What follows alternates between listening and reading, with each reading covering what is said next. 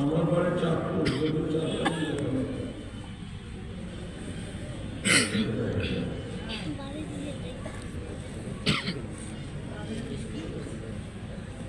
এখনো আমার কথাটা আমল হচ্ছে না। আমি সাধারণত যোগ উপযোগী কথা বলি, আর যোগ উপযোগী কথা অনেকের পছন্দ হয় না, সেজন্য সব জায়গায় দেখতেও পারি না। কারণ ওনারা দাওয়াত দিয়েছেন ভালোই জানেন। আজকের এই মাহফিলে আমরা হাসিনা শাড়ি করব। এত বছর আমরা 15 বছর কথা বলতে পারিনি, এখনো ভয় পাচ্ছেন না? এখন 15 বছরের কথা কাফারা হবে ইনশাআল্লাহ। ইন্নাল হামদালিল্লাহি ওয়াস সালাতু ওয়াস সালামু আলা মান লা নাবিয়্যা বা'দাহু। أما بعد فأعوذ بالله من الشيطان الرجيم. بسم الله الرحمن الرحيم. إن الله اشترى من المؤمنين أنفسهم وأموالهم بأن لهم الجنة. صدق الله العظيم. درود الشريف اللهم صل على محمد وعلى آل محمد كما صليت على إبراهيم وعلى آل إبراهيم إنك حميد مجيد. اللهم بارك على محمد وعلى آل محمد كما باركت على إبراهيم وعلى آل إبراهيم إنك حميد مجيد. الحمد لله. জামিয়া আশরাফিয়া মদিনাতুল উলুম 16 ঘর মাদ্রাসার বার্ষিক মাহফিলের সম্মানিত সভাপতি, উপস্থিত হযরত উলামায়ে কিরাম, মুরব্বিয়ানে ইযম, আমার প্রাণপ্রিয় ছাত্র ও যুবক ভাইয়েরা, পর্দার আড়ালের মা ও বোনেরা, মহান আল্লাহ পাক পরওয়ারদিগারে আলমের সকল তারিফ এবং প্রশংসা, যিনি মেহেরবানি করে আজকের এই মাহফিলে আমাদেরকে আসা এবং গভীর রাত পর্যন্ত ধৈর্য ধারণ করে বসার তৌফিক দান করেছেন। আমরা দিল থেকে শুকরিয়া আদায় করি, আলহামদুলিল্লাহ।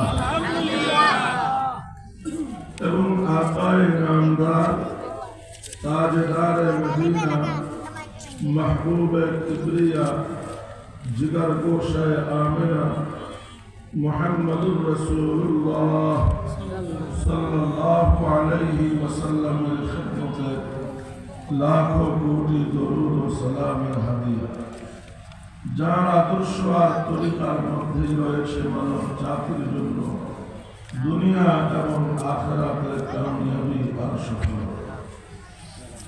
আমি আপনাদের সামনে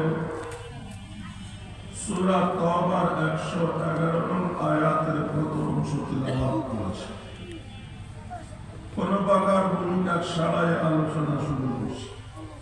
এই আয়াত নাযিল হওয়ার প্রেক্ষাপট হল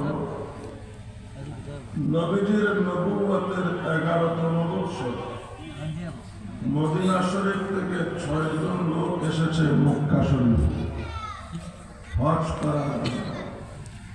এরা হজ করবে এরা কাফের। হজের মৌসুম আসলে নবী সাল্লাল্লাহু আলাইহি সাল্লাম মিনা, মুজদালিফা, আরাফায় ঘুরে বেড়াতেন, বিদেশি মানুষগুলোকে দাওয়াত দিতেন। এই 6 জনের সঙ্গে মিনায় নবীজির সাক্ষাৎ। কিছুক্ষণ নবীজির সঙ্গে কথা বলার পর নবীজির ব্যবহারে মুগ্ধ হয়ে এই 6 জন মুসলমান হয়ে যায়। এই 6 জন হল মদিনার প্রথম মুসলমান। নবীজি তাদেরকে বললেন, দেখো মদিনায় এখন কাফেরদের দাপট, তোমরা তোমাদের ইসলাম প্রকাশ করিও। যখন ইসলামের শক্তি প্রকাশিত হবে তখন ইসলাম প্রকাশ করবে। তবে একেবারে নীরব থাকবে না, তোমাদের বিশ্বস্ত বন্ধু আত্মীয় তাদেরকে গোপনে দাওয়াত দিবে। 1 বৎসর এই 6 জন গোপনে দাওয়াতি কাজ করে নতুন মুসলমান বানাইল 7 জন। এই নতুন 7 জন, পুরানো 6 জন থেকে 5 জন, 7 5 12 জন। 12 জন আবারও আসলো মক্কা। কোন বছর? পরের বছর, মানে নবীজির নবুয়তের 12তম বছর। কোন বছর? যেই বছর সাহাবায়ে কেরামের জামাত বাংলাদেশে আসছিল, সেই বছর নবীজির জীবদ্দশায়, নবীজি মক্কা থাকাকালীন সময় সাহাবায়ে কেরামের একটি জামাত ভারতবর্ষ তথা বাংলাদেশেও এসেছে। 80-82 জনের একটি জামাত মক্কা থেকে আবিসিনিয়ায় গিয়েছে। দ্বিতীয়বার হিজরত, সে 80-82 জন থেকে 5 জনের ক্ষুদ্র একটি জামাত হযরত আবু ওয়াক্কাস রাদিয়াল্লাহু তাআলা এর নেতৃত্বে। আবু ওয়াক্কাসকে নবীজির মা আমেনার আপন চাচাতো ভাই। নবীজির কি হবে? মার ভাই, মামা হবে না? মামা। আবু ওয়াক্কাসকে হযরত সাআদের বাবা, আমরা যাকে বলি সাআদ ইবনে আবি ওয়াক্কাস, এই সাআদের বাবা, সাআদকে 10 জন জান্নাতের সুসংবাদ প্রাপ্তদের একজন। সাআদকে যে ইরাকের দজলা নদী ঘোড়া ছুটে পানির উপর, এই সাআদের বাবা আবু ওয়াক্কাসের নেতৃত্বে 5 জন সাহাবীর একটি জামাত আবিসিনিয়া থেকে আসছে চীনে, চীন থেকে আসছে ভারতের মালাবার দ্বীপে। ওই সময় নাম ছিল মালাবার দ্বীপ, বর্তমান নাম হলো কেরালা রাজ্য। এই রাজ্যের রাজা ছিল রাজা চেরুমল পেরুমল। এই রাজা যখন কোন বিদেশি মুসাফির পাইত, তাদেরকে দাওয়াত করে বাড়িতে নিয়ে খাওয়ান দিত। সাহাবায়ে কেরামের এই জামাতকে পাইয়া যথারীতি দাওয়াত করে বাড়িতে আনলো, রাত্রে খাইতে দিল। খাওয়া দাওয়া শেষে রাজা বলল, বিশেষ একটা বিষয় জানার জন্য আমি যে কোনো দেশের মুসাফির, যে কোনো ধর্মেরই হোক না কেন, দাওয়াত করে খাওয়াই। এই পর্যন্ত কয়েক হাজার মুসাফিরের মেহমানদারি করল, কিন্তু আমি যে বিষয়টা জানতে চাই সেই বিষয়টা কেউ জানাতে পারে না। আপনারা পারলে ভালো, না পারলেও সমস্যা নেই, যতদিন মনে চায় আমার বাড়িতে থাকবেন, খাওয়া। বিষয়টা কি আপনাদের শুনতে মনে চায়? তাহলে আমি আবার অনুরোধ করবো, খালি জায়গা পুরো করতে হবে। পিছনের বেলা আগে আসতে হবে, না চলে যেতে হবে। এখানে মাঝে খালি আছে, মানুষ কম হোক, বসা সুন্দর হতে কথা মানুষ সুন্দর হবে। বসা সুন্দর হবে না, কথা সুন্দর হবে না। আমি দোয়া করে শেষ করব।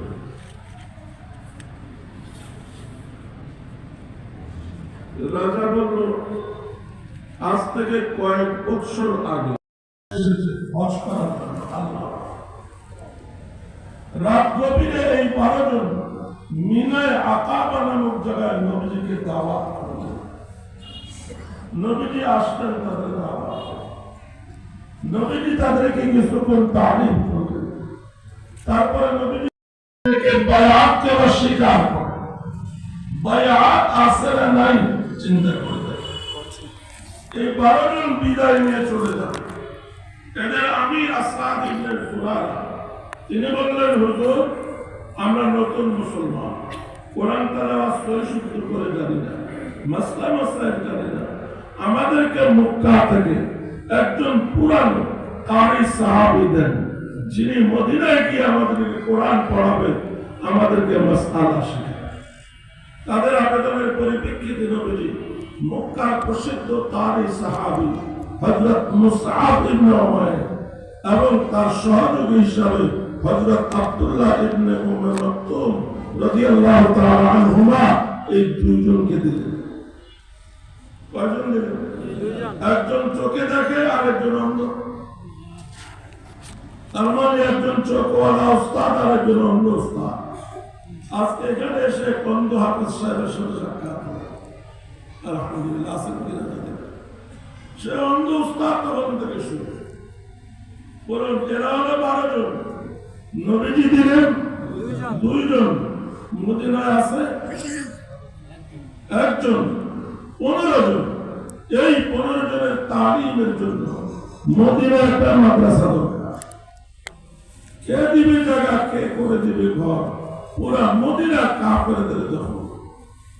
এদের বিনা আমি আসাদ ইবনে জুরারা তিনি বললেন, পেরেশান হওয়ার কোনো প্রয়োজন নাই, তোমরা আমার ঘরেই মাদ্রাসা চালু করে দাও।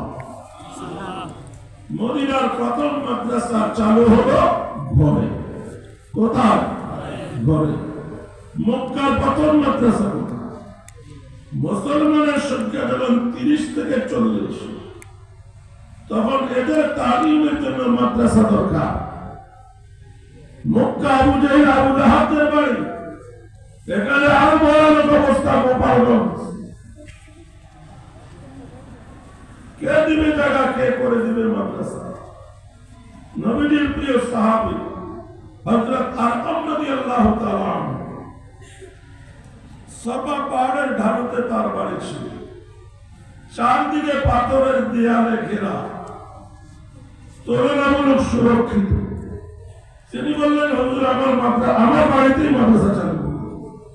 সুবহানাল্লাহ।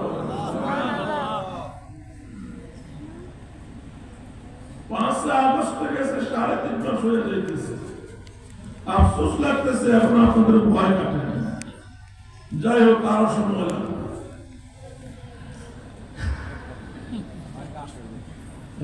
না না না, কাপড় লক্ষণ দেখা যাচ্ছে।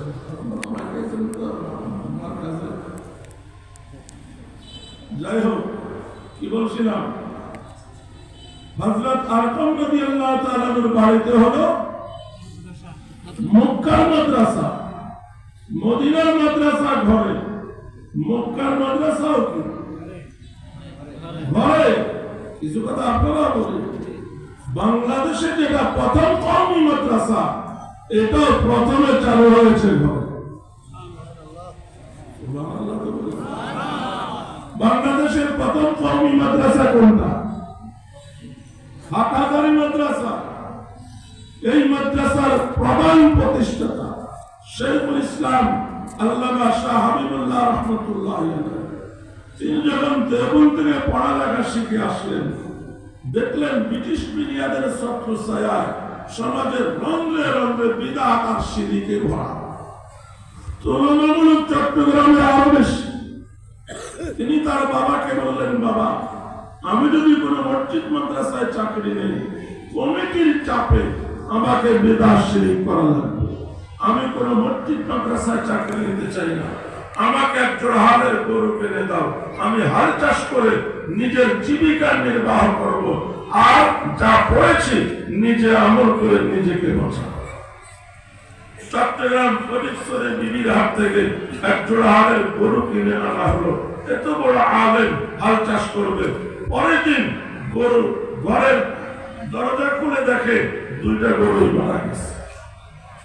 বাবা বললো কোনো সমস্যা নাই, পরের হাট থেকে আরো এক জোড়া গরু আনা হইল, পরের দিন যায় দেখে এই 2টাও মারা গেছে।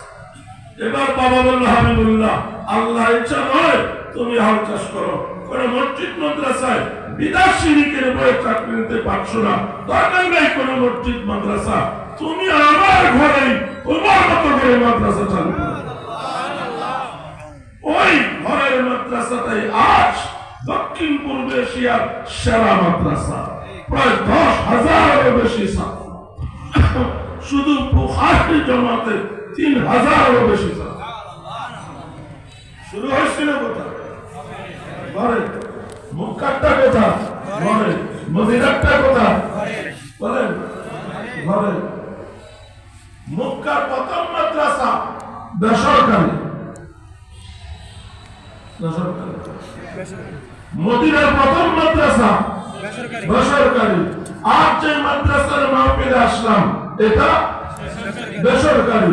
তাহলে এই মাদ্রাসা মিলে গেল মক্কার মাদ্রাসার সাথে মদিনার মাদ্রাসার সাথে। যেই মাদ্রাসা মক্কা মদিনার মাদ্রাসার সাথে মিলে যায় ওই মাদ্রাসা যে খাঁটি, এটা কোনো সন্দেহ হবে। মক্কায় একটা মাদ্রাসা দেখাইলাম, মদিনায় একটা দেখাইলাম, মাদ্রাসায় দুইটাই নয়, আরো আছে।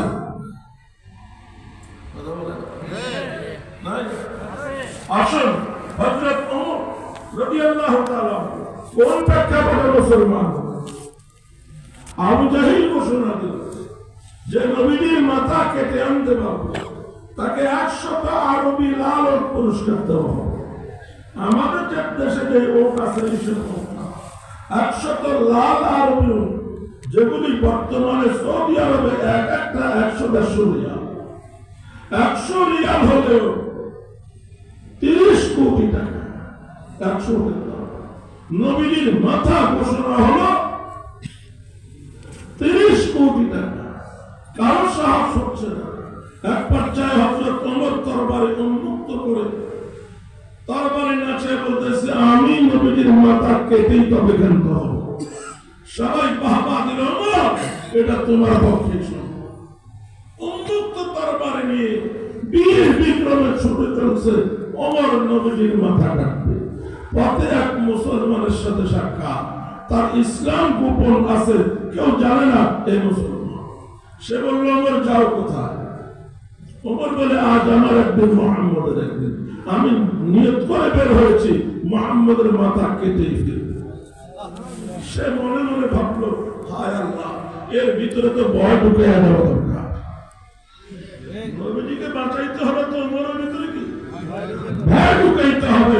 সে বলল, ওমর, কবিলা বনু হাশিম কুরাইশ গোত্রের প্রভাবশালী কবিলা, তুমি মুহাম্মদের মাথা কাটবা, কবিলা বনু হাশিম তোমাকে জিন্দা রাখবে। তদুপরি মক্কার সবচেয়ে বড় বীর আমি, আমরা মুসলমান হয়ে গেছে, আমি তোমাকে ছেড়ে দিবে ভাবছো? ওমর বলে, তো স্বরের মধ্যে বেদিনের গন্ধ পাওয়া যাচ্ছে। ওই সময় তো মুসলমান হলে কাফের আছে। বেদিন বলতো, তবে তুইও কি মুসলমান? আগে তোর পালা, পরে মুহাম্মদের পালা। আর সে দেখলো হুজুরকে মজাইতে যাইয়া তার মাথায় যাইতেছে। কি আর বলবে? চিৎকার দিয়ে বলে, তোমার ঘরে যাও, তোমার নিজের ভিতরে গুনগুন শব্দ শোনা যায়। কিসের শব্দ? কিসের শব্দ? ওমরের ঘর ভগ্নিপতিকে কোরআন পড়াইবার জন্য নবীজি এক কারি সাহাবীকে পাঠাইছেন। তিনি পড়াচ্ছেন, তারা পড়তেছে। কেমন? ওমরের বোনের ঘরটাও মাদ্রাসা। ওমরের বোনের ঘরটাও মাদ্রাসা। দুইজন ছাত্রছাত্রী, একজন ওস্তাদ। কটা দেখাইলাম না? একটা তো পড়েন আমাদের দেশে, 3টে দেখাইলাম। এক কথা, সাহাবাদের হার করছিল মাদ্রাসা, কোরআন পড়াপড়ির মাদ্রাসা। এক পর্যায়ে ওমর দরজায় আওয়াজ দিল, বোন দরজা খুলে দিল। পুরো ঘটনা বলার উদ্দেশ্য না, মারপিট হইল। বোনের মাথা পেটে রক্ত ঝরতেছে। রক্ত দেখা বোন রাগ হয়ে গেছে। তোর শরীরে সেই মা বাবার রক্ত, আমার শরীরে সেই মা বাবার রক্ত। তোর ধর্ম ছাড়া পৃথিবীতে যদি অন্য কোনো ধর্ম ভালো থাকে, ওই ধর্ম যদি আমি মানি, তোর সমস্যা কি? আমি তো তোর ধর্মকে মন্দ বলছি না, আমি ভালো মনে করে মুহাম্মদের ধর্ম গ্রহণ করেছি। এই ধর্মের মধ্যে কোন দিকটা খারাপ?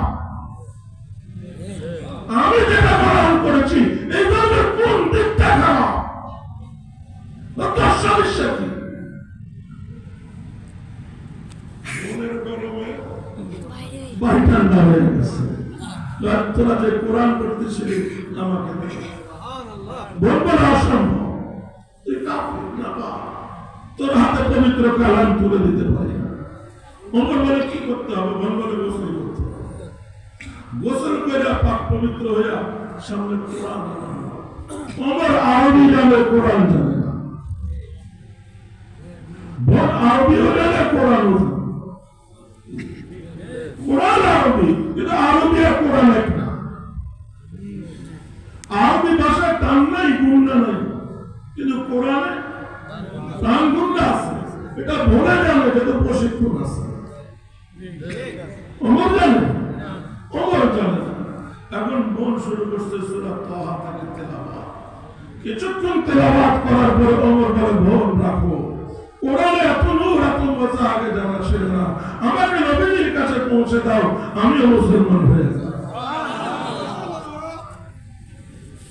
বলে তিলাওয়াত ওমর মত বীর বাহাদুরের ভাগ্য বদলে গেল।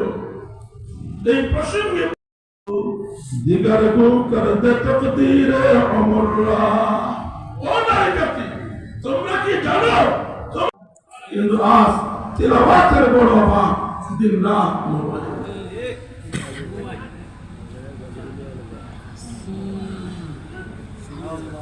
মদিনায় মাদ্রাসা চালু হয়েছে, মুহূর্তের মধ্যে খবর ছড়িয়ে পড়ল সারা মদিনা। মদিনার আউস গোত্রের আশহার কবিলার প্রভাবশালী নেতা সাদ ইবনে মুআজ,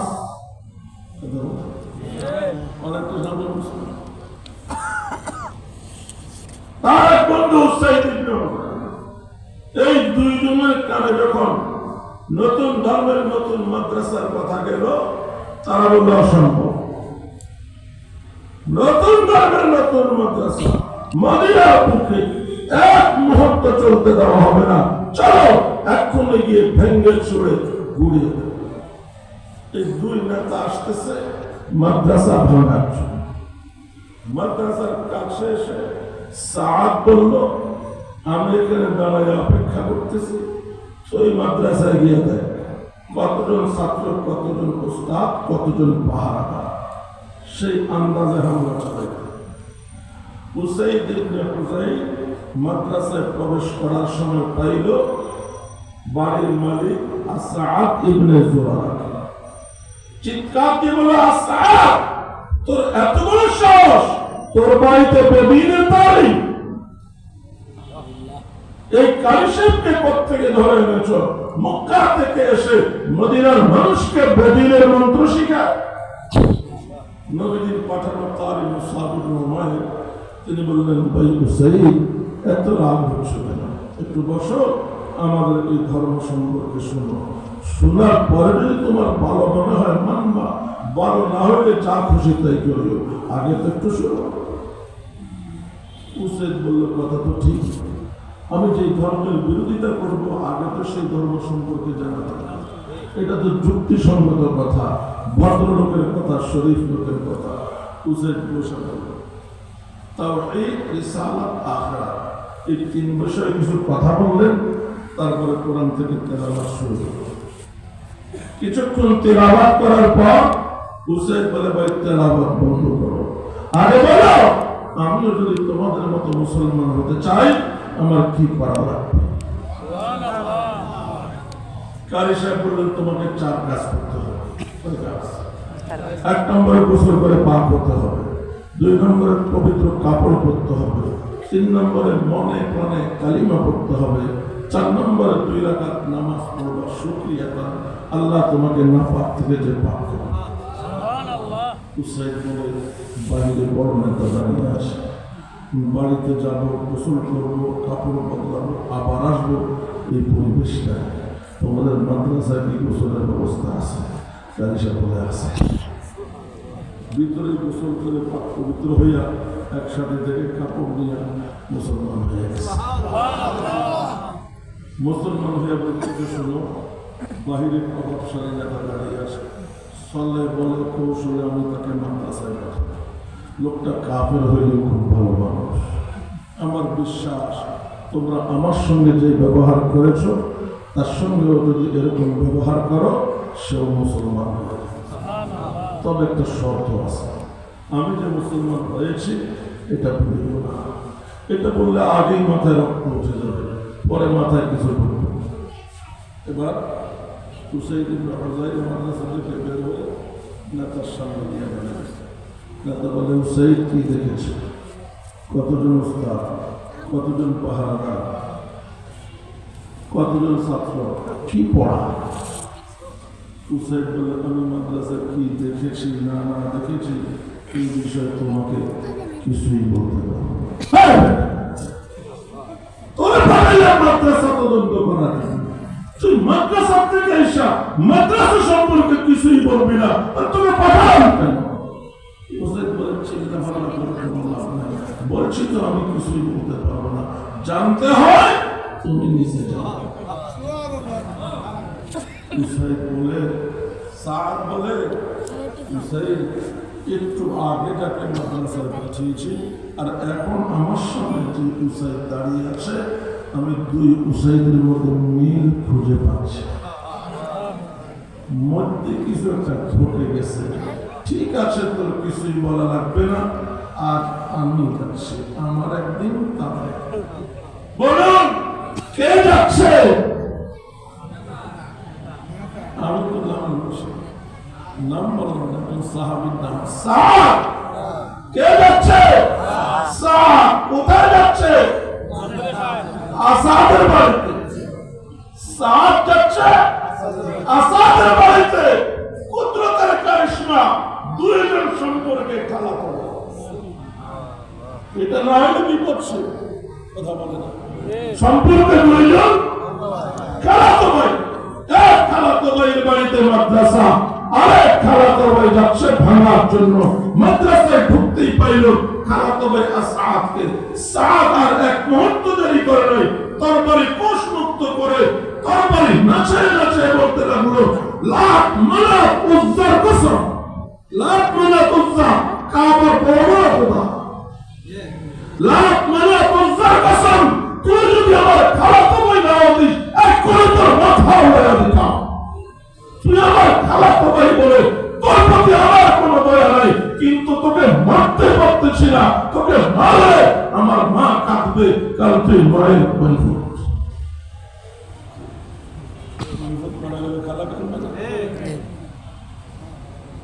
এটা কি বললি? বললাম যে প্রকৃতির কারিশমা, এটা খালাতো ভাই না হলে তো মাথা উড়ে যেত। বলেন আল্লাহ, তুই কি করলি? তোর বাড়িতে বানিয়ে যেতাম, আমাদের ধর্মকে রটন করো। কারিশম বলেন, ভাই সাহাব, তোমার খালার বাড়ি হবে হয়েছে, এত রাগ হচ্ছে না। একটু বসো, আমাদের এই ধর্ম সম্পর্কে শোনো, ভালো লাগলে মানবা, বাড়ানো লাগলে যা খুশি তাই করবো, আমরা বাধা দেবো। সাহাব বলে, কথা তো ঠিক, আমি যে বিরোধিতা করতেছি এটা তো আমি জানা দরকার, তারপরে না বিরোধিতা, এটা তো যুক্তিসঙ্গত কথা, বর্ণনের কথা। তারপর আমি বসলাম, বলো তোমাদের নতুন ধর্মের কি? তাওহীদ, রিসালাত, আখিরাত থেকে কিছু বয়ান শোনালেন, তারপরে কোরআনের তেলাওয়াত। কিছুক্ষণ তেলাওয়াত করার পরে সাহাব বলে, ভাই তেলাওয়াত বন্ধ করো, বলো আমি যদি মুসলমান হতে চাই কি করতে হবে? চার কাজ করে সাদ মুসলমান হয়ে গেল। ঘটনা শেষ না, সাদ মাদ্রাসা থেকে বের হয়ে চলো আমার গ্রামে যাব, আমার মহল্লায় যাব। আউস পুত্রের আশাল কবিলার সামনে গিয়ে সাদ দাঁড়িয়ে চিৎকার করে বলল, আমার কওমের লোকেরা শোনো, এখন এই মুহূর্তে আমার সামনে আসো, নারী পুরুষ জওয়ান বুড়া শিশু কিশোর কেউ ঘরে থাকবে না, সবাই বেরিয়ে আসো, তোমাদের সাথে আমার জরুরি কথা আছে। সাহাব বলল, শোনো, দীর্ঘদিন ধরে আমি তোমাদের নেতা নেতৃত্ব দিয়ে আসছি, আজ আমি তোমাদেরকে কিছু প্রশ্ন করব, তোমরা নির্ভয় নির্বিঘ্নে নির্দ্বিধায় নিঃসংকোচে যা সত্য তাই বলবা। কোন চমচমির প্রয়োজন নাই, তেলবাজির প্রয়োজন নাই, দালালির প্রয়োজন নাই, যেটা সত্য সেটাই বলবো।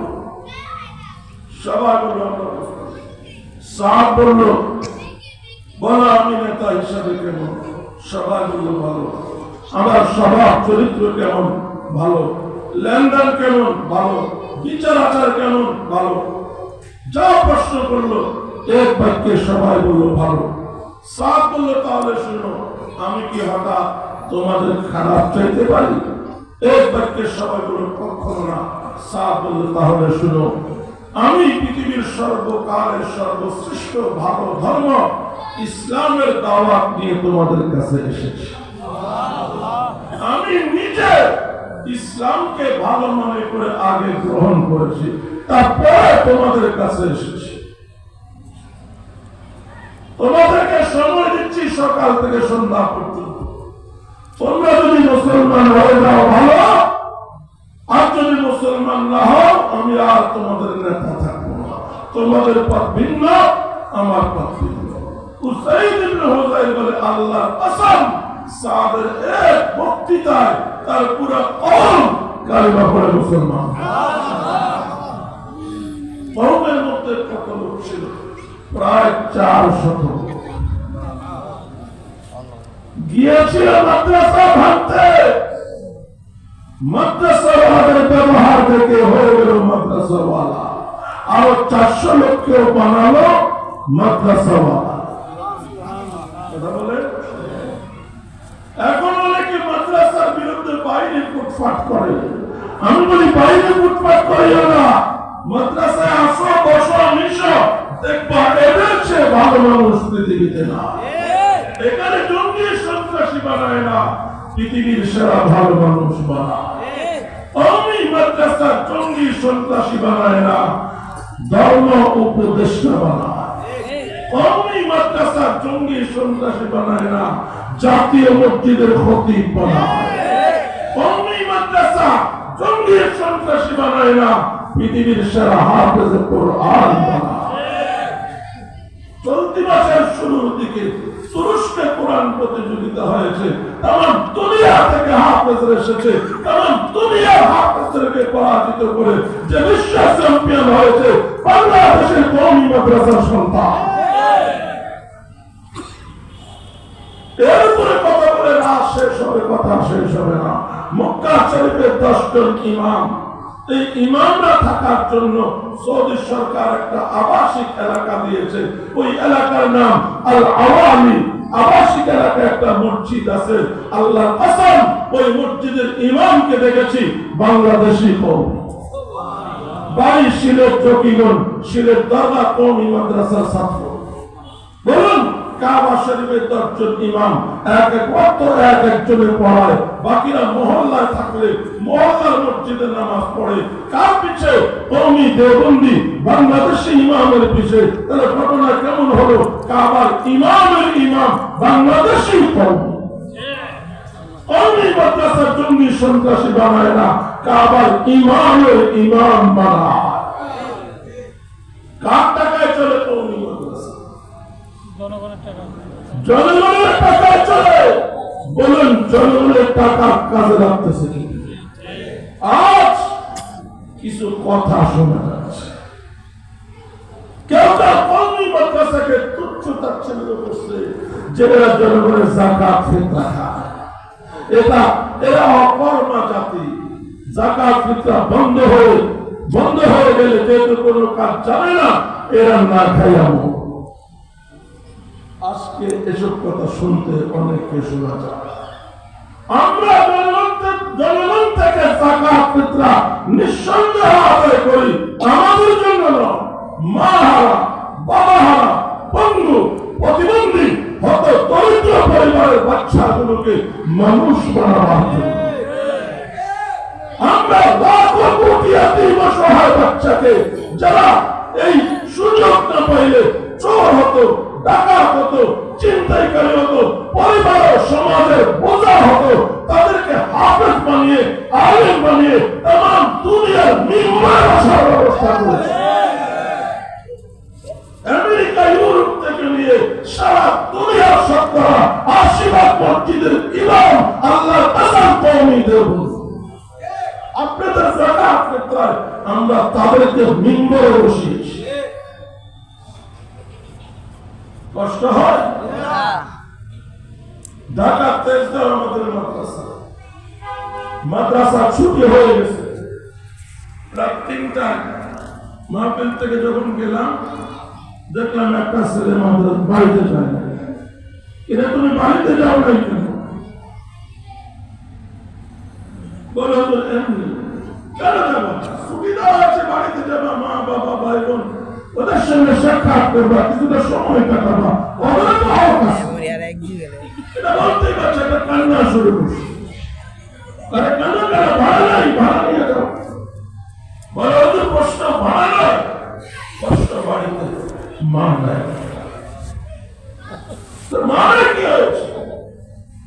ভক্ত আছে, অন্য আত্মীয় স্বজন আছে, এটাই তো সমস্যা।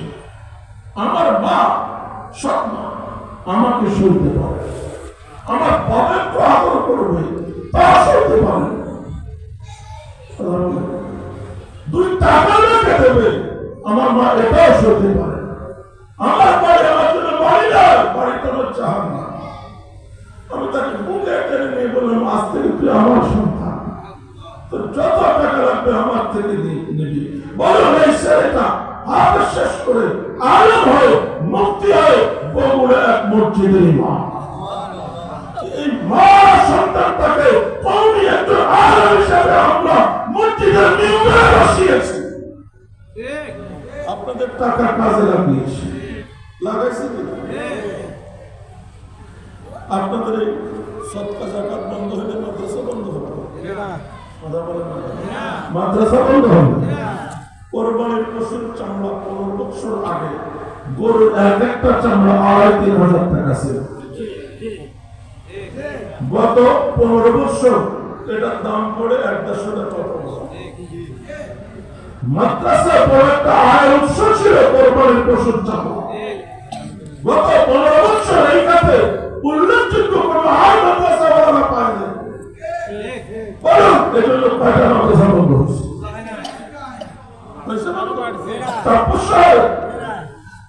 কোরবানির চামড়া যে হয় 7 বছর ধরে মাদ্রাসা ওরা পাইতো, সুপরিকল্পিতভাবে গত 15 বছর যে বন্ধ করে রাখা হয়েছে, একটা মাদ্রাসা বন্ধ হয় নাই।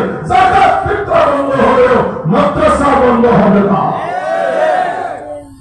আমরা তো উসিলা কোরআন আর হাদিস তো আল্লাহর জামানতি, হেফাজত তো আল্লাহ করবে। আল্লাহ পরের বছর কোন বছর? নবীজির নবুয়তের 13তম বছর মদিনা শরীফ থেকে মক্কায় এসেছে 72 জন মুসলমান। কতজন? 72 জন। 2 জন নারী, 70 জন পুরুষ। মিনায় আকাবা নামক জায়গায় নবীজিকে দাওয়াত করেছে। নবীজি আসার সময় হযরত আব্বাস নবীজির চাচা সাথে নিয়ে আসছে। এই 70 জন বলল, হুজুর মক্কায় আর কতদিন জুলুমের শিকার হবে? সাহাবারা আর কত মার খাবে? মদিনায় এখন ঘরে ঘরে মুসলমান। আপনি মদিনায় চলে আসুন সাহাবা ইকরামকে নিয়ে, আমরা আপনার পাশে দাঁড়াবো। নবীজি বললেন, আমিও চাই মদিনায় সাহাবা ইকরামকেও পাঠাতে চাই, এটা আমার মনের ইচ্ছা, কিন্তু তোমাদের এই নরম কথায় হবে না। তোমাদের এই নরম কথায় হবে না। আমাকে মদিনায় যেতে হলে, সাহাবা ইকরামকে পাঠাতে হলে তোমাদেরকে আরো শক্ত কথা দিতে হবে, আর মজবুত কথা দিতে হবে। বুঝতেছেন? সাহাবারা বলল, হুজুর কি কথা দিতে হবে? নবীজি বললেন, এক একজন আমার হাতে হাত রেখে বলতে হবে, তোমরা আমার জন্য এবং আমার মক্কি সাহাবীদের জন্য জানও দিবা, মালও দিবা। আমার জন্য সাহাবীদের জন্য জানও দিবা, মালও দিবা। এই ওয়াদা যদি আমার হাতে হাত রেখে আল্লাহ শপথ করে বলতে পারো, তবে আমি সাহাবায়ে কেরামকে পাঠাবো, সময় হলে আমিও যাব। মদিনার মুসলমানেরা বলল, আমরা প্রস্তুত, যেরকম ওয়াদা চান সেরকম ওয়াদা দিতে প্রস্তুত। ওয়াদা শুরু হবে তথা বায়াত শুরু হবে। এমন সময় বুড়ার তো অভিজ্ঞতা বেশি, বুড়া মানুষের অভিজ্ঞতা বেশি। এই বায়াতের অর্থ বুঝো, এই বায়াতের অর্থ হলো সারা দুনিয়ার নবীর শত্রু। নবীকে মদিনায় আশ্রয় দিলে সারা দুনিয়া হবে আমাদের শত্রু। এত বড় শত্রুতা মাথায় নিতে পারবা কিনা ভাবো, তারপরে বেড়া। বাকি ৭১ জন বলল, যেদিন কালিমা পড়ে মুসলমান হয়েছি সেদিন সব চাপ মাথায় দিয়া মুসলমান হয়েছি, নতুন করে ভাবার কিছু নেই। শুরু হবে ভাইয়া এমন সময় আরেক যুবক দাঁড়ায়। এই যুবক মদিনার সেরাদনী সুন্দর পুরুষ। হুজুর, আমার একটু প্রশ্ন ছিল। কি প্রশ্ন? আপনার স্বজাতি সগোত্রীয় স্বদেশীয় আপনাকে মেরে ফেলতে চায়, জবাই করতে চায়, দেশ থেকে তাড়িয়ে দিতে চায়, আর আমরা এত বড় ঝুঁকি নিয়ে মদিনায় আপনাদেরকে আশ্রয় দেব। আমার প্রশ্ন, বিনিময়ে আল্লাহ আমাদেরকে কি দিবে? এত বড় ঝুঁকি যে মাথায় নেব, এর কোন বিনিময় আছে? নবীজি মুস্কি হেসে দিয়ে বললেন, আব্দুল্লাহ, বিনিময়ে আল্লাহ দিবে তোমাদেরকে জান্নাত। জান্নাতের কথা শোনার পর হুড়াহুড়ি শুরু হয়ে গেল, কে কার আগে বায়াত হবে।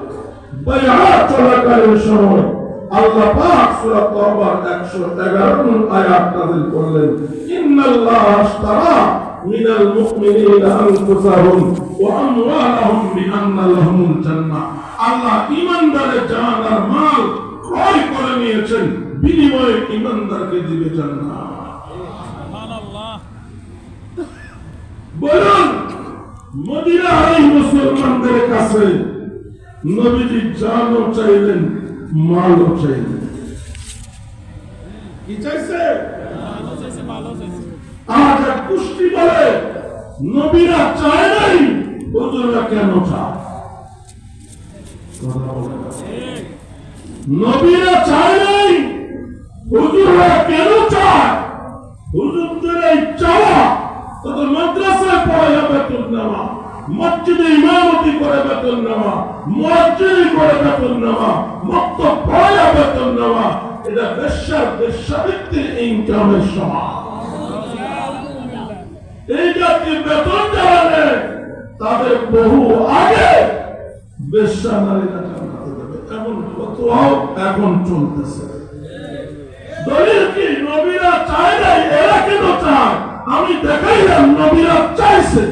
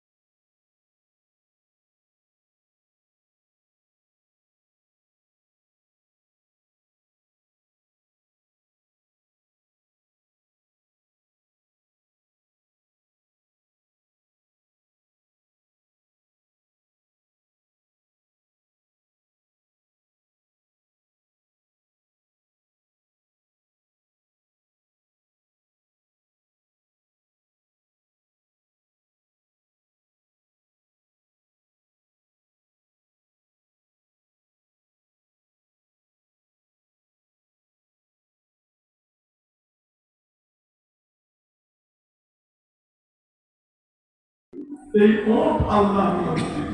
এটা যার বাড়ির সামনে গিয়া থামবে আমি তার বাড়িতেই উঠব।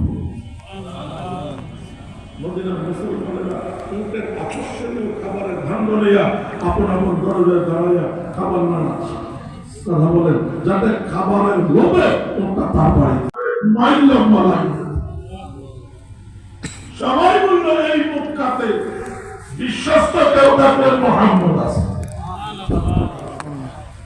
তাকে যদি ম্যানেজার বানাইতে পারো তোমার ব্যবসা উন্নতি হবে। ঠিক আছে, তাকে খবর দাও, তাকে আমি ম্যানেজার বানাবো। নবীজির কাছে খবর আসছে, নবীজি বলেন না আমি মরে গেলাম তুমি খাদিজার কাছে চাকরির জন্য যাবো না। খাদিজা আয়েশা যদি প্রস্তাব করে আমি চিন্তা করব। সুবহানাল্লাহ। বিবি খাদিজা নিজে নবীর কাছে প্রস্তাব নিয়ে আসলেন। নবীজি বলেন আমি আমার অভিভাবক না, আমার অভিভাবক আমার চাচা আবু তালেব, চাচা বললে আমি রাজি। চাচা তো 4 বছর ভাতিজার 8 বছর বয়স থেকে বকরি চড়াইতেছে, আর কতদিন বকরি চড়াবে, ইনকাম বাড়বে। চাচা রাজি, ম্যানেজারি হয়ে গেল। ব্যবসা থেকে আসলো অন্যান্য বছরের তুলনায় অনেক বেশি লাভ, কাপড়ের সবার চেয়ে বেশি লাভ। অনেক করোনা যাওয়ার পথে আসার পথে ঘটেছে। গোলামদের কাছ থেকে শোনার পরে এবার খাদিজা আশিক হয়ে গেছে নবীর সামনে। নবীর কাছে প্রস্তাব আসলো, নবী বলে আমার অভিভাবক আমি না, চাচায় যাবে। নবীর এখন এরকম একটা স্ত্রী দরকার। কেন? নবী বিপদের পর এই সমান বিপদ সামলাবার জন্য একজন স্ত্রী দরকার, যার বয়স হবে মায়ের সমান। খাদিজার বয়স 40, নবীর বয়স 25। 14-15 বছর বয়সে বিয়ে হতে পারছে না, তো নবীর সমান। এমন স্ত্রী দরকার যে বয়সে মায়ের সমান হবে, ধৈর্য সহ্য নিয়ে নবীকে সামলে দেবে। নবীজি বসে কাঁদছেন, বিবি আয়েশা বলে হুজুর কি ঘটনা, কেন কাঁদছেন? যুদ্ধে কোনো সাহাবী মরণ হয়েছে, শহীদ হয়েছে, কত বিপর্যয় হয়েছে। নবীজি বলে না, হঠাৎ বিবি খাদিজার কথা স্মরণ হয়েছে। বিবি আয়েশা বলে হুজুর আমরা 9 জন আপনার বিবি বর্তমান আছি, সবার তুলনামূলক খাদিজার চেয়ে অনেক কম বয়সে। 9 জন থাকতে ওই বুড়ি খাতুনের কথা স্মরণ করে কান্না করার কি আছে? বুঝতে পারছেন? নবীর কান্না আরো বেড়ে গেছে। নবীজি বলে আয়েশা, অসময় অসহায় অবস্থায় খাদিজার সান্ত্বনা আমার সাহস জুগিয়েছে। মক্কার মানুষ আমাকে পাথর মারত, কাঁটা মারত, ময়লা ছুঁড়ে মারত, ঘরে আসলে বিবি খাদিজার সান্ত্বনায় আর সেবায় আমি সব ভুলে যেতাম। শুধু তাই নয়, সবে আমি তালেবে 3 বছর বন্দী ছিলাম, খাদিজা আমার সাথে ছিল। 3 বছর দুনিয়ার খাবার চোখে দেখি নাই। গাছের লতা খেয়েছি, পাতা খেয়েছি, শিকড় খেয়েছি। একদিন তাকিয়ে দেখলাম খাদিজার 2 চোখের নিচে কালো দাগ পড়ে গেছে, চেহারা ভেঙে গিয়েছে, খাবার নাই দিনের পর দিন। খাদিজার কাছে গিয়ে বললাম, খাদিজা ছেড়ে দাও না আমাকে, তুমি তো মক্কার সেরা ধনী, সেরা ব্যবসায়ী, সেরা সুন্দরী ছিলা, আবার ব্যবসা শুরু করো, আবার বড় লোক হয়ে যাবে, রাজকীয় ঘর বাড়ি হবে, রাজকীয় খাবার হবে। খাদিজা 4 কথার কাঁদতেছে, হুজুর আমি আপনার সঙ্গে এখানে গাছের লতা পাতা খেয়ে বেঁচে আছি, এজন্য আমার কোনো আফসোস নাই। আমার আফসোস একটাই, আমার 40 বছর বয়সে আমি আপনাকে পেয়েছি, যদি পুরোটা জীবন আপনাকে পেতাম আরো বন্ধ হতাম। আশা বলে হুজুর আমার ভুল হয়ে গেছে, খাদিজার কথা এত কষ্ট পাবেন বুঝতে পারি না। বিয়ে হয়ে গেল, বিয়ের পরে 10 বছর 15 বছর পরে নবীজি নবুয়ত প্রাপ্ত হলেন। এই 15 বছর বিবি খাদিজার ব্যবসা থেকে ম্যানেজার হিসেবে যে বেতন পেয়েছেন, এই বেতন দিয়ে সংসার চালাচ্ছে। নবুয়ত প্রাপ্ত হওয়ার পরে বিবি খাদিজা বেঁচে ছিলেন আরো 10-11 বছর। এই 10-11 বছরের মধ্যে একদিনের জন্য নবী আর ব্যবসায় যান নাই, দাওয়াত নিয়ে আসতেন। প্রশ্ন, এই 10-11 বছর নবীজি অন্য স্বামীও করে 3টা ছেলে হয়েছে। নবীজির সংসার তাহলে এই 10-11 বছর কি দিয়া চলছে? প্রশ্ন হচ্ছে কি দিয়া চলছে? জবাব খাদিজার টাকা। প্রশ্ন, নবীর শরীয়ত বলে স্বামীর টাকায় স্ত্রী সংসার চলবে, আর নবীর পরিবার চলতেছে স্ত্রীর টাকা। তো নবীর শরীয়ত আর নবীর পরিবার মিললেই কেন?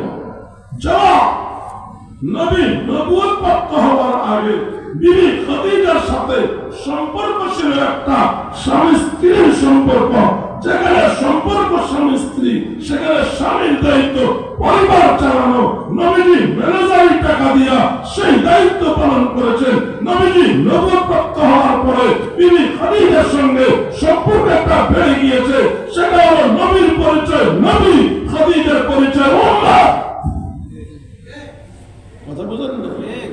মুহাম্মদ সাল্লাল্লাহু আলাইহি ওয়াসাল্লামের পরিচয় নবী, খাদিজার পরিচয় উম্মাহ। যেখানে সম্পর্ক নবী আর উম্মাহ, সেখানে নবীর দায়িত্ব আল্লাহ থেকে শরীয়ত নেওয়া, উম্মতকে দেওয়া, উম্মতের দায়িত্ব নবীর খেয়াল রাখা। অর্থাৎ নবী নবুয়ত প্রাপ্ত হওয়ার পরে 10-11 বছর নবীর পরিবার স্ত্রীর টাকায় চলে নাই, উম্মতের টাকায় নবীর পরিবার চলেছে। তাহলে এখানেও নবী উম্মত থেকে নিয়েছেন, খরচ করেছেন। ধৈর্য থাকলে আরেক লাইন শোনাতে চাই। বলুন, মক্কা কি শহরের নাম না গ্রামের নাম? মক্কা শহরে হযরত আবু বকরের 5টা কাপড়ের দোকান। বলুন, চাঁদপুর শহরে যদি কারো 5টা কাপড়ের দোকান হয়, সে কত বড় ধনী? হিজরতের আগ পর্যন্ত সিদ্দিক আকবরের 21টা দোকান শেষ। কথা বলেন, এটা কিছুক্ষণের জন্য না। 5টা দোকানের মালিক তবুকের যুদ্ধে গায়ের জামা বিক্রি করে দান করতে আসছে। তার মানে 5টা দোকান আগে শেষ। বিলালকে আজাদ করে, অমুককে আজাদ করে। কথা বলেন, নবীর পিছনে শেষ। একটা দোকান ছিল, এটা বিক্রি করা হয়েছে 44,000 দিনার। তার মানে 44,000 স্বর্ণের টাকা, যা বর্তমানে 44 কোটি সাড়ে হাজার। এই সব নিয়ে সিদ্দিক আকবর নবীর সাথে চলে যাওয়ার পর যখন মক্কায় খবর ছড়িয়ে পড়ল, সিদ্দিক আকবরের বাবা আবু কুহাফা অন্ধ দৌড়ে এসেছে সিদ্দিক আকবরের বাড়িতে। সিদ্দিক আকবরের বড় মেয়ে আসমা, ছোট মেয়ে আয়েশা, মা দুই, বাবা রাদিয়াল্লাহু তাআলা। আয়েশা আবু বকর, আসমা, তোর বাবা নবীকে নিয়ে চলে গেছে, তোদেরকে কোন অবস্থায় রেখে গেছে? ঘরে খাবার আছে তো? না, না, খাবার আছে। দৌড়ে আসমা বের হয়ে দাদার হাত ধরলো, দাদু, আমার বাবাকে বকাবকি করিও না, আমার বাবা সব নিয়ে যায় নাই, অনেক কিছু রেখে গেছে। এই বলে দাদাকে তুলে ঘরে বসে সিদ্দিক বলে, আবু কুহাফা বলে, অসম্ভব, আমি জন্ম দিয়েছি ছেলে, আমি চিনি না। সিদ্দিকের কাছে 1 টাকা থাকবে, নবীর জন্য নামিয়া তোমার জন্য রেখে যাবে, আমি বিশ্বাস করি না। যদি 1 টাকাও তোদের জন্য রেখে গিয়ে থাকে, আমাকে এনে দেখা। কয় টাকা রেখে গেছে? 1 টাকা। এখন আসমানটা খবর সেটা বলে বলো, দাদু বসো, আমি এখনই দেখাচ্ছি। পাথর পড়িয়ে ঘষে টাকার সেট বানিয়ে থলের ভিতরে ভরে থলের টাকা ধরে বলল, দাদা হাত দিয়ে দেখো কত টাকা। বলুন, দাদা বলে ছেলেটার এতদিনের সুবুদ্ধি হয়েছে, কিছু মহাব্বত তোদের জন্য, কিছু মহাব্বত নবীর জন্য।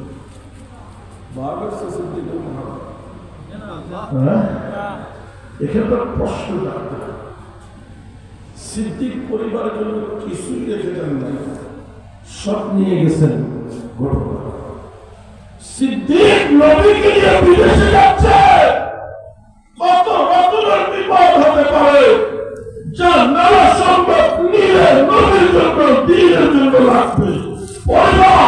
পরিবারকে বাবা আছে দেখার মতো, ভাইরা আছে দেখার জন্য, কালা কুকুর আছে দেখার জন্য, কেউ একটা পরিবারকে দেখবেই বিদেশে বিপদে পড়ে কে দেখবে?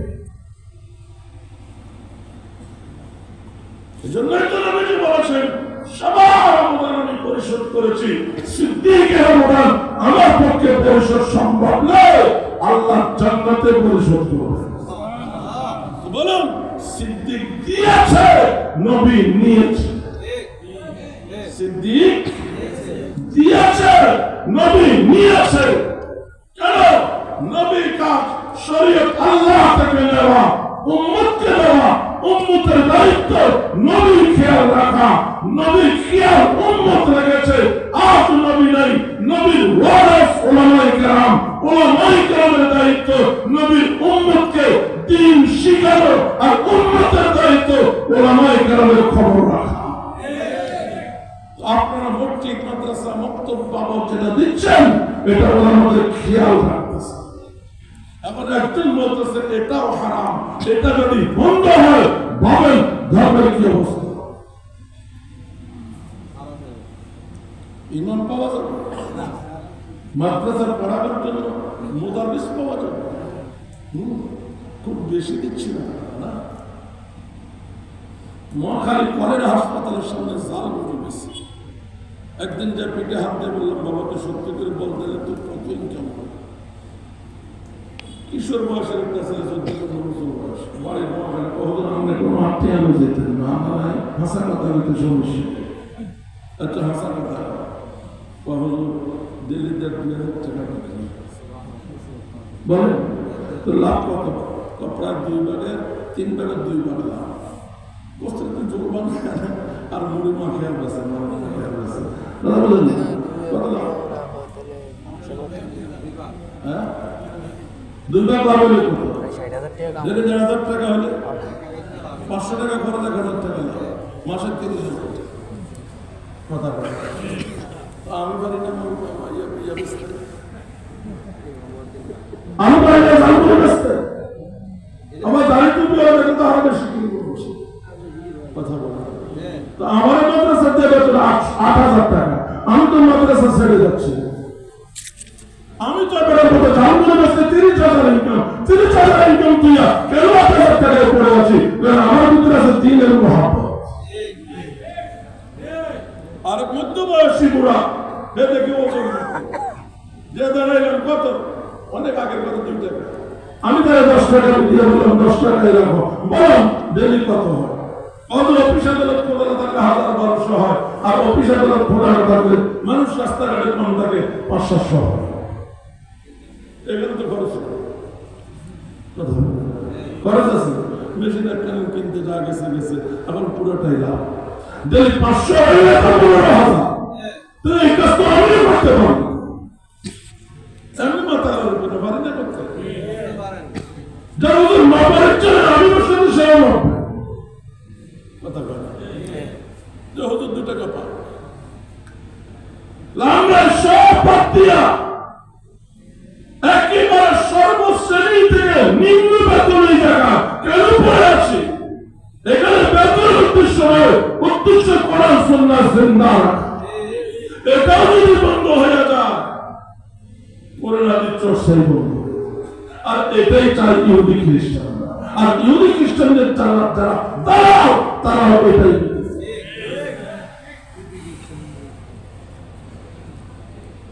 শেষ আমেরিকা, ইউরোপে, লন্ডনে খ্রিস্টানদের গির্জা বিক্রি কেন? কেন গির্জা বিক্রি? খ্রিস্টান কমে যাচ্ছে না। বর্তমান পৃথিবীতে 250 কোটি খ্রিস্টান, 150 থেকে 200 কোটি মুসলমান। মুসলমানের তুলনায় খ্রিস্টান প্রায় 100 কোটি বেশি।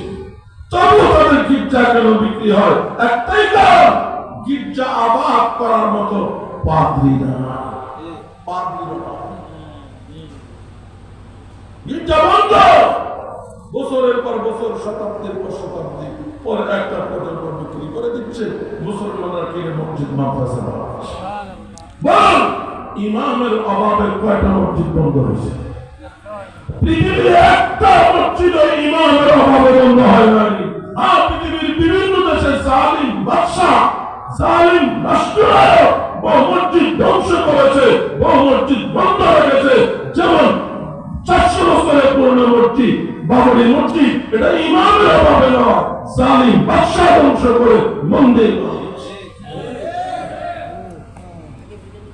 আপনারা যে মাদ্রাসায় প্রতিনিয়ত দান করছেন, কওমি মাদ্রাসায় পড়ুয়ারা বর্তমান তামাম দুনিয়ার 80 থেকে 90% মসজিদের ইমামতের দায়িত্ব পালন করতেছে।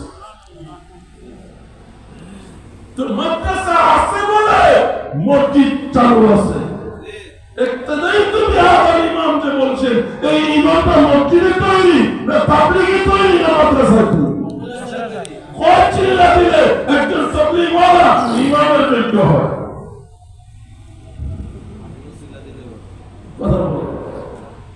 50 বছর ধরে তাবলীগ করে, একবার এতে কাছে যে বললেন হাজী সাহেব আপনি মুনাজাত করেন, মুনাজাত করার সময় দেখলাম হায় আল্লাহ হচ্ছে অবস্থা। আর পুরো 50 বছরের তাবলীগ থেকে সময়টা পুরো বের করে দেখলাম ওই সময়টা মাদ্রাসায় দিলে দাওরা পাস করে তাও করতে হবে, কিন্তু কোরআন সহি হয় না। মসজিদে ইমাম হতে হলে মাদ্রাসায় পড়তে হবে। মাদ্রাসা থাকলে মসজিদও থাকবে, তাবলীগও থাকবে, সবকিছু থাকবে। এখন মাদ্রাসা বন্ধ করার চক্রান্ত হলো এই তথাকথিত স্বঘোষিত আমির। আমরা পরিষ্কার জানিয়ে দিতে চাই, আফগানিস্তানের শাইখুল হিন্দের রুহানি সন্তানরা 19 বছর পৃথিবীর সুপার পাওয়ার আমেরিকার সঙ্গে লড়াই করে আমেরিকাকে তাড়িয়ে আফগানিস্তানে ইসলামী হুকুমত কায়েম করেছে, ইমারত ইসলামিয়া কায়েম করেছে। আল্লাহ পাক আসমানের বরকতের দরজা খুলে দিয়েছে। আমরা কওমি উলামা তোলাবা জনতা, আমরা শাইখুল হিন্দের রুহানি সন্তান। তারা আফগানিস্তানে পারলে আমরা এই দেশে পাবো। কওমি দেওবন্দি উলামাদের স্লোগান, পার बनने के खाही जामानी पोश मनंदाजे करदरा हमेशा आसम। ও জগতের বাতিল যে রঙের পোশাক পরতে মনে চায় পরো, আমরা তোমাদের চিনতে ভুল হবে না, জাতিকে সজাগ করতে ভুল হবে না। আল্লাহ উসমানী বলেন, কওমি আলেমদের একটা চোখ হলো সিসি ক্যামেরা। সিসি ক্যামেরা যেমন অপরাধ ধরা পড়ে, কওমি উলামাদের চোখে বাতিল ধরা পড়ে। এবার সে আপন হোক আর পর, চার সব আপন ছিল, বেলাইনি গেছে, ধরা পড়ে গেছে। আপন হোক আর পর, আমাদের চোখে ধরা পড়ে যায়, পড়ে কিনা? আল্লাহ বোঝার তৌফিক দান। অনেকদিন পরে চাঁদপুর শহরে এসেছি। এই আর মাহফিল ছিল, আমার আশা হয়নি, আসছি মাহফিল করিনি। আলহামদুলিল্লাহ, আজকের এই আশা যাওয়া আল্লাহ পাক বরকত দান করুন। দুরূদ শরীফ পড়ে আল্লাহুম্মা সাল্লি আলা মুহাম্মাদ وبارك على محمد وعلى آل محمد كما باركت على إبراهيم وعلى آل إبراهيم إنك حميد مجيد. اللهم آمين. الحمد لله رب العالمين، والصلاة والسلام على سيد الأنبياء والمرسلين وعلى آله وأصحابه أجمعين. ربنا آتنا في الدنيا حسنة وفي الآخرة حسنة وقنا عذاب النار رب ارحمهما كما ربياني صغيرا رب ارحمهما كما ربياني صغيرا اے اللہ تعالی আমাদেরকে মাফ করে দাও আমাদের মা বাবাকে মাফ করে দাও সমস্ত উম্মতে মুসলিমা জিন্দা মুর্দা সবাইকে মাফ করে দাও সকল মুর্দেগানের কবরগুলোকে জান্নাতের বাগান বানায় দাও আল্লাহ আমরা যারা হাত তুললাম আমাদের মধ্যে কার কি সমস্যা আছে তুমি ভালো করে জানো সকল সমস্যাগুলো সমাধান করে দাও অন্তরের সকল আশাগুলোকে পুরা করে দাও যারা অভাব অনটনে আছে অভাব অনটন দূর করে দাও যারা ঋণগ্রস্ত আছে ঋণ পরিশোধের ব্যবস্থা করে দাও যারা নিঃসন্তান আছে সুসন্তান দিয়া দাও যাদের বিবাহ বিপুত্তা মেয়ে আছে বোন আছে যৌতুকবিহীন বিবাহ শাদীর ব্যবস্থা করে দাও যারা অসুস্থ আছে সুস্থতা দান করে দাও যারা ব্যবসায়ী আছে ব্যবসায় বরকত দিয়ে দাও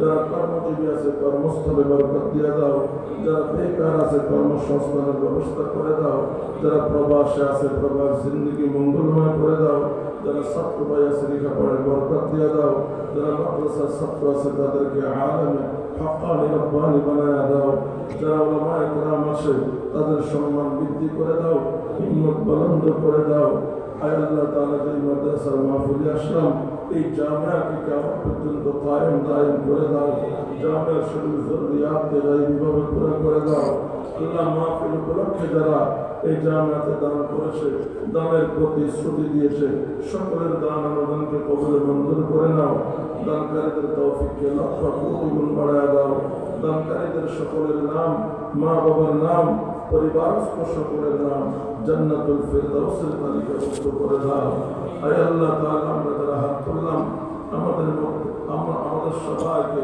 হজ্জে বাইতুল্লাহ জিয়ারতে মদিনা নসিব ফরমাও দুনিয়ার মানুষ আমেরিকা আফ্রিকা ইউরোপ অস্ট্রেলিয়া যেতে চায় আমরা মক্কা শরীফ মদিনা শরীফ যেতে চাই আমাদের দিলের আশা পুরা করে দাও আমাদের দিলের আশা পুরা করে দাও আয় আল্লাহ তাআলা আমাদের অনেকের মা নাই অনেকের বাবা নাই অনেকের মা নাই বাবাও নাই উভয় কবরবাসী হয়ে গিয়েছে অন্ধকার কবরে কোন অবস্থায় আছে জানি না আল্লাহ আমি আমার বাবাকে হারিয়েছি প্রায় 19 বছর হয়ে গেল গত বছর ডিসেম্বর মাসে মাকে হারিয়েছি আমার মা বাবা সকলের মা বাবাকে মাফ করে দাও আমার মা বাবা সকলের মা বাবার কবরকে জান্নাতের বাগান বানায় দাও আমার মা বাবা সকলের মা বাবার জন্য জান্নাতুল ফিরদাউসের ফয়সালা করে দাও মা সন্তানকে নিজের জীবনের চাইতে বেশি ভালোবাসি আমি মাহফিল শেষে যত রাতে বাড়িতে যেতাম ঘরের দরজায় দাঁড়িয়ে মা বলে ডাক দিতে আমার মা বলতো জি বাবা অনেক সময় মাকে বলতাম মা বলতাম কি সারা রাত ঘুমাও না মা বলতো বাবা সন্তান বাড়ির বাইরে থাকলে মায়ের চোখে ঘুম আসে না মা সন্তানকে নিজের জীবনের চাইতে বেশি ভালোবাসে 2004 সালে নারায়ণগঞ্জে একটি লঞ্চ ডুবে গিয়েছিল 4 দিন পর এক মায়ের লাশ ভেসে উঠেছে দেখা গেল ওই মা তখন তার কোলের শিশুটিকে জড়িয়ে ধরে রেখেছে সাংবাদিকরা লিখেছে মা যদি সন্তানের মা ছেড়ে দিত হয়তো বা বাঁচতে পারত মা সন্তানকে নিজের জীবনের চাইতে বেশি ভালোবাসে মা মা করে ডাক দিলে বহু যুবক বিয়ে করে শাদী করে মাকে ভুলে গিয়েছো বাবাকে ভুলে গিয়েছো মা বাবার খবর রাখো না আয় আল্লাহ তাআলা মা ভোলা সন্তান মা বাবা ভোলা সন্তানগুলোকে হেদায়েত দান করো মা বাবার অবাধ্য সন্তানগুলোকে মা বাবার বাধ্য বানায় দাও মায়ের পায়ের নিচে সন্তানের জান্নাত বাবা হলো জান্নাতের দরওয়াজা মা বাবা রাজি থাকলে জান্নাতের দরওয়াজা খুলবে মা বাবা নারাজ হলে জান্নাতের দরওয়াজা বন্ধ হয়ে যাবে মা বাবার সর্বত্রের মধ্যে দুনিয়াতে কল্যাণ পরকালে কল্যাণ আয় আল্লাহ তাআলা যাদের মা বাবা বেঁচে আছে মা বাবার খিদমত করার তৌফিক নসিব ফরমাও যাদের মা বাবা কবরবাসী হয়ে গিয়েছে বেশি বেশি নেক আমল করে মা বাবার জন্য সওয়াব হাসিল করার তৌফিক নসিব ফরমাও আয় আল্লাহ আমরা যারা হাত তুললাম কোন দিন কোন সময় কোন জায়গায় কিভাবে মারা যাব আমরা কেউই জানি না মেহেরবানি করে যখনই আমাদের